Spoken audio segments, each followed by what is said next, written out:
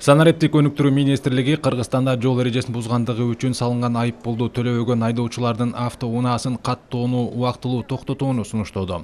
Муну менен эреже бузган айдоочу автоунаанын документте катталган ээсин издеп калаары азыр тескерисинче болуп жатканы белгиленет. Демилге автотранспорт ээлеринин мыйзамдуу кызыкчылыгын коргоо жана унаанын жаңы ээсинин айып пул боюнча көйгөйүн чечүү максатында иштелип чыкты.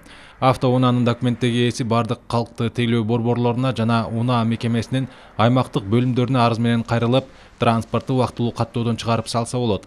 Анын кайрылуусунун негизинде электрондук маалыматтык базага киргизилип, арыз ээсине 3 жылдык мөөнөткө каттоо токтотулганы туурасында маалымат берилет.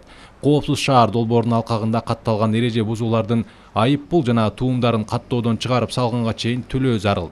Андан кийин автоунааны айдоого тыюу салынат. Муну жол кыймылы коопсуздугун камсыздоо башкармалыгынын инспекторлору көзөмөлдөйт. Унааны айдап жүргөн жаран 3 жылдык мөөнөттүн ичинде айып пулдарды төлөп, унаанын ээси менен мунаса келсе кайра айдоо укугу берилет. Эгер 3 жылга чейин ээси келбесе, автоунаа толугу менен каттоодон алынып, жүрүүгө тыюу салынат. Санариптик өнүктүрүү министрлиги бардык айдоочуларга сатып жатканда жоопкерчиликти алыстатуу үчүн дароо жаңы ээсинин наамына өткөрүп берүүнү сунуштайт.